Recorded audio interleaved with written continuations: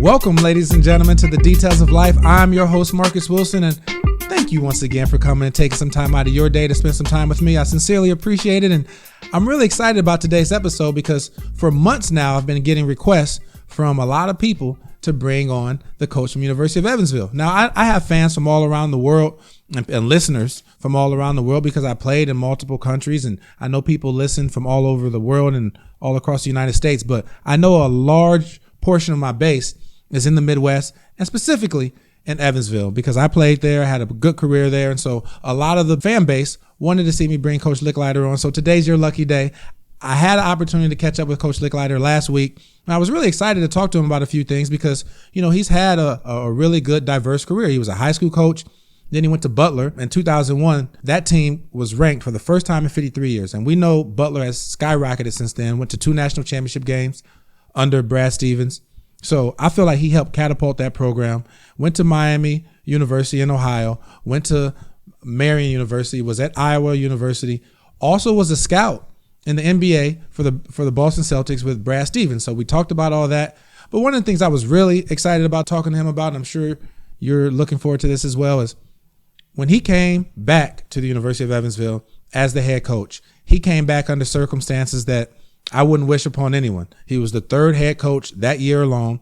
His best player was hurt, and the former coach had been relieved of his duties for, you know, some allegations. And so it was just rough. It was a really rough time for the program and for a head coach to be coming in. So I really admire the fact that he took the bull by the horns, jumped into the fire and said, I want to take this challenge. So you got to admire and respect someone that doesn't run from things. So, you know, we had a chance to talk to him about that. I asked, why would you take this job at this moment? You know, you don't have anything else to prove. And so I'm sure you'll look forward to hearing those answers. So talked about a lot of things. I'm not going to give too much away. So without further ado, let's go ahead and chime in with Evansville Aces head coach, Todd Lickliter.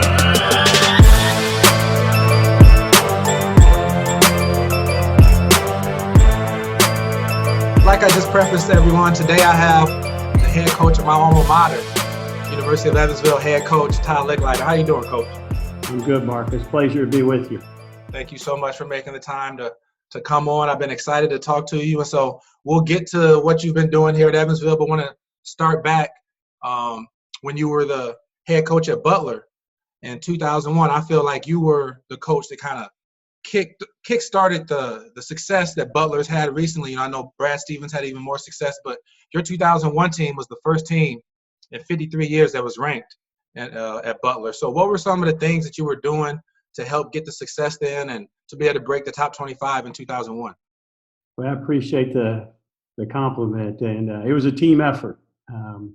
I inherited really good players, and they were good guys. We had a terrific foundation, Barry Collier and Thad Matta. And so, you know, I knew where we were. I knew I didn't want to change a whole lot. We had terrific support. So many similarities, to be honest with you, with Evansville. And so I just knew we could build on it. There was a picture up in the office with a field. It was Hinkle Fieldhouse was full, but it was so much red in it because it was when we played Indiana. It was before I got there. And I told everybody, I said, we're going to have one of those pictures up, but it's all going to be blue. We're going to fill this. And so we had big dreams. And, you know, dreams you're not going to realize those on your own. And so fortunately, I had really good support.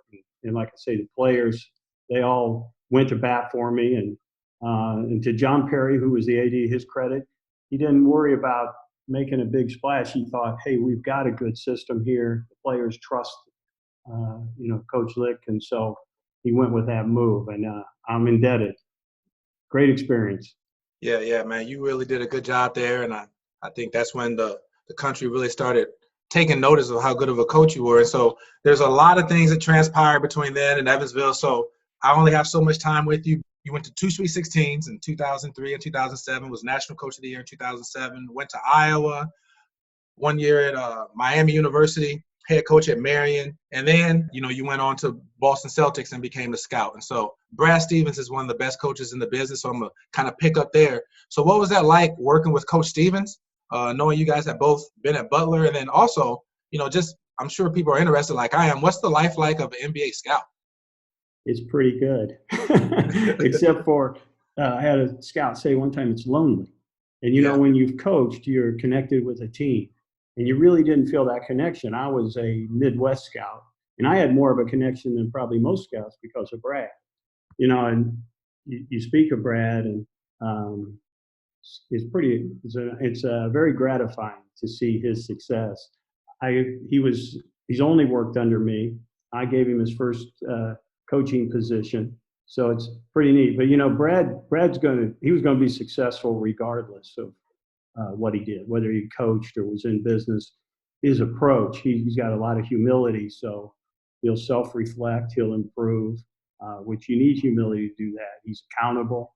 So people have asked me, when did you know he's going to be a great coach? And I said, well, as soon as I saw him tackle the small jobs like they were really important, I just knew that, he had the right, like I say, the right approach. So, but the Celtics, that was a good experience. All those experiences are so terrific. You mentioned Miami, Ohio. I got to work with Charlie Coles, who's a dear friend, terrific coach. And so all those experiences have paid off. You draw on those. And, I love the game. I love teaching more than anything. And so just the opportunity to teach and help young people to grow is really an honor. Yeah, I'm sure that was awesome and helped. We always want to keep learning and getting better. And each experience that you went through probably has helped you become even a better coach. So, a couple years ago, you came to University of Evansville with Coach Walt McCarty. And then after the first year, you had to step away. And there was a lot of speculation as to why you stepped away. So I wanted to give you the opportunity, if fans wonder, why did you step away after that first year before you came back recently? Well, it was basically twofold. I would have stayed longer. I liked everything that we had going. I liked the University of Evansville, loved the community. But I really thought that my contribution was that of experience and almost like a consultant. And I felt like I had, 1 year, I had given about what they needed from me. And after you've been a head coach, being assistant, is not quite as easy. It's a little bit so. But I didn't have any complaints. But I think people may know that I had an accident. Which I'll never do again. I don't get on ladders, but I climbed a ladder and was going to clean a gutter. And next thing I know, I was on the ground. I don't remember any of it, but I got incredible care at St. Vincent's of Evansville, and I spent two nights in the ICU, and I came out of it. I had a neurologist I was in his care, and so we just watched scans. I had a concussion. I blacked out. I had a concussion, and when they finally released me after a few weeks, I realized I just couldn't concentrate. I couldn't. They gave me some time here off and to recover. But even after I recovered, I told Walt I just couldn't. I didn't feel like I could get into the gym and do what I needed to do. I'm still active. I've got experience. I'm a little older, but I still like to get in and teach and be a part of all that. And the concussion thing really made me realize how serious that is. I knew it was. I believe in the protocol. When you experience it, then it gives you a different point of view on it, I guess. And so my feeling was I couldn't do justice, and it'd be better to move on. And I had a very fulfilling career. I've had a great career, and so I thought, well, I'll step away. But a problem arose after I got to really everything healed up. I got feeling good. Now I was anxious to be back.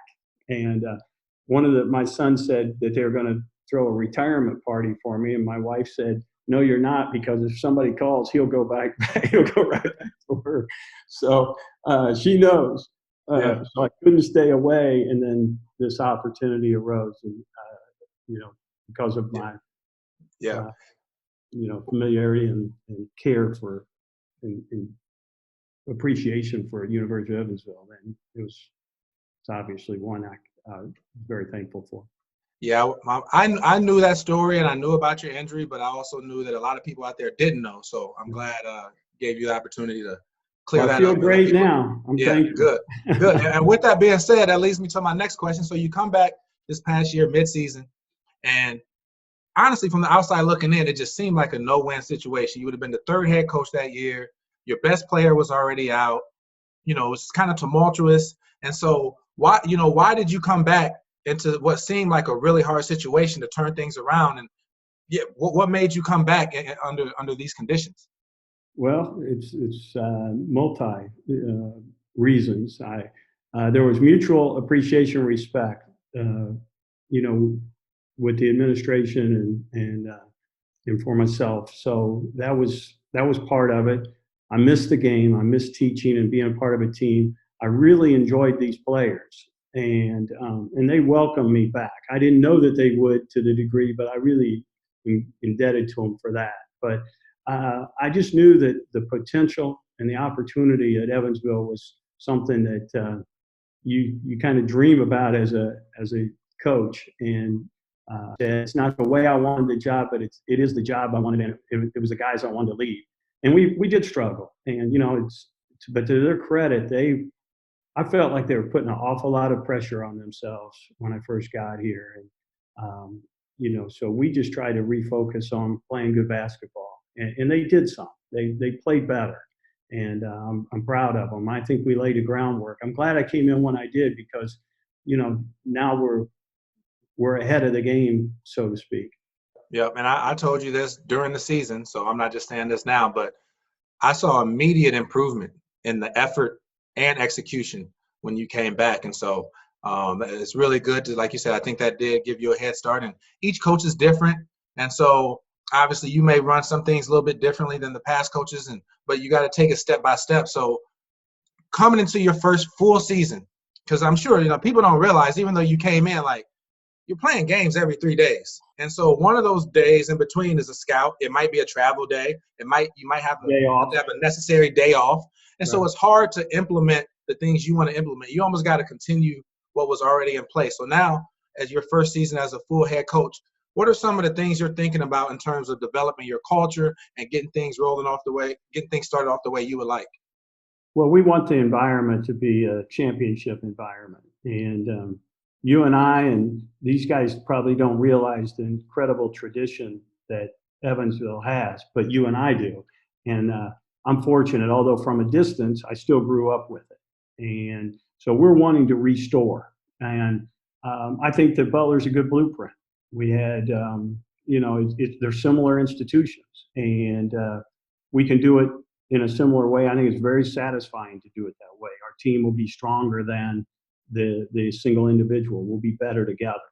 But you have to keep building on that. You have to have shared vision, and you have to share the vision with your teammates, and then we have to agree on it, have a consensus. So we're going to work on that, making sure that we are focused on growth, on being better, on keep improving.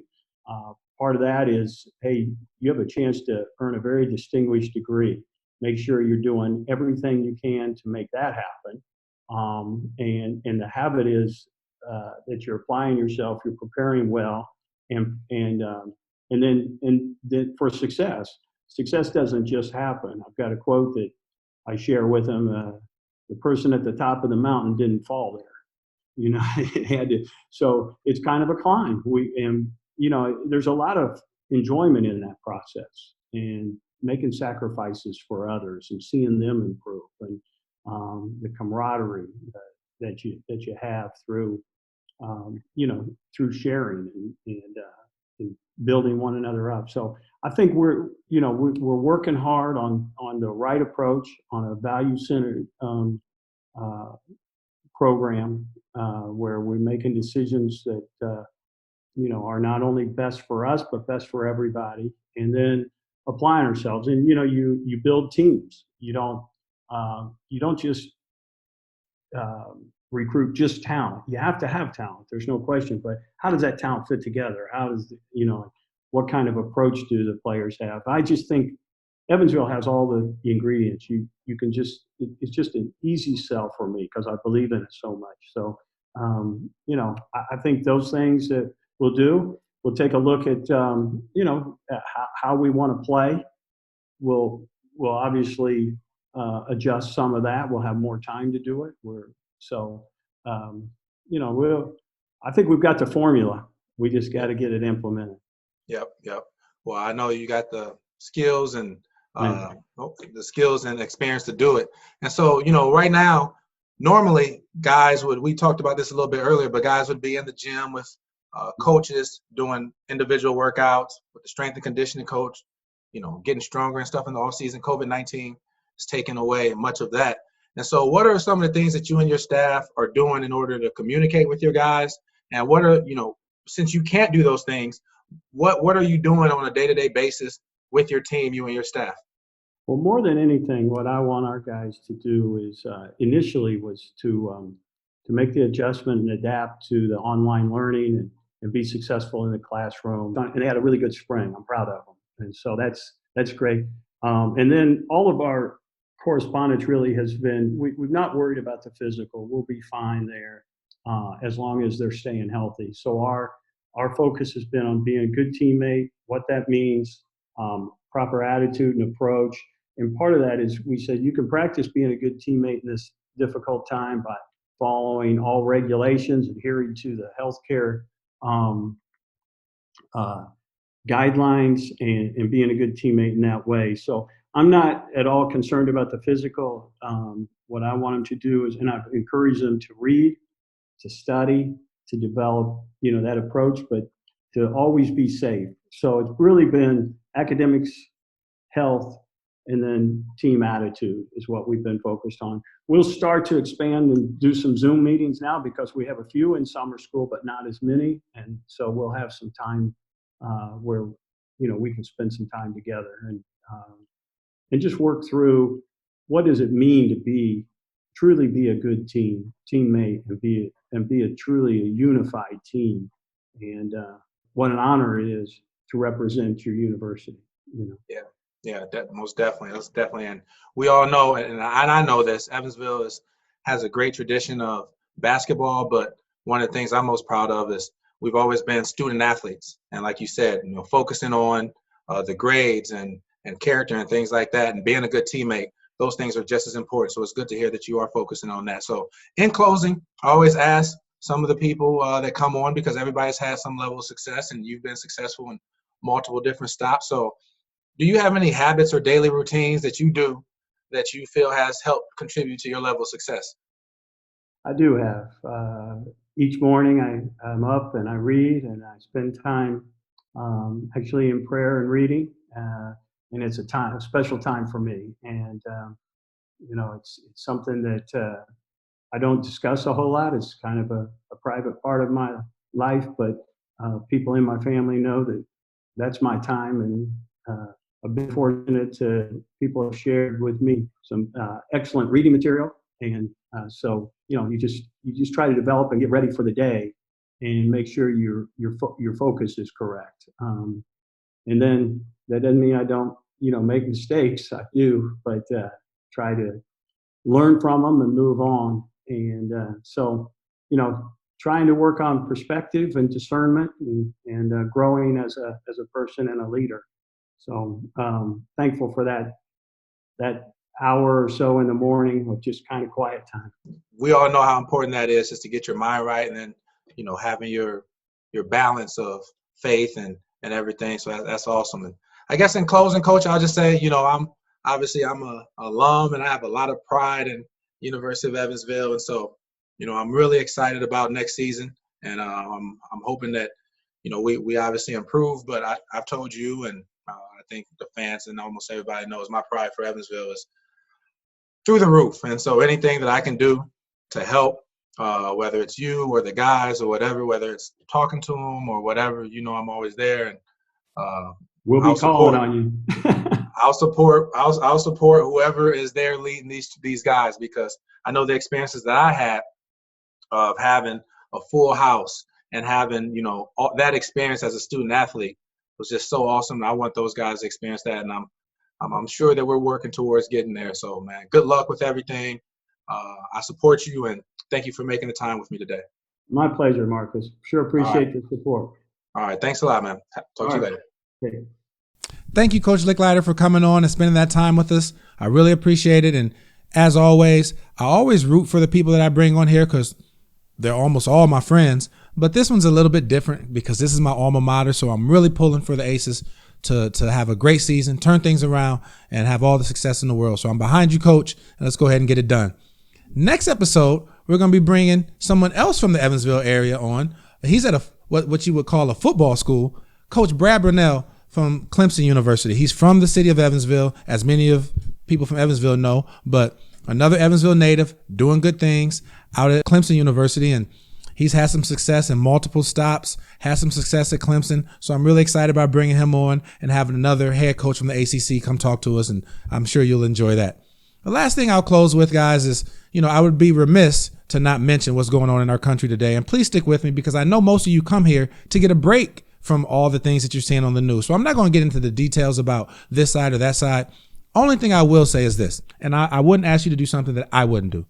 Just this morning, I was out cleaning up parts of the community of buildings that were looted last night.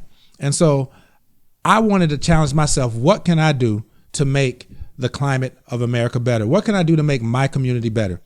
And this was just one way I thought I could do it. Maybe that's not your way. I think another way to do it is just to look at yourself and say, how can I make things better? If I'm judging another side, or if I'm a black person who's been experiencing racism, how can I build a bridge? If I'm a white person that maybe doesn't understand the other side, how can I build a bridge? Look at yourself and think, how can I make my community and this world better by bringing us together? Because we need more unity right now. So I'm challenging you guys to do that. I'm trying to lead by example. I love you guys. I thank you for your support.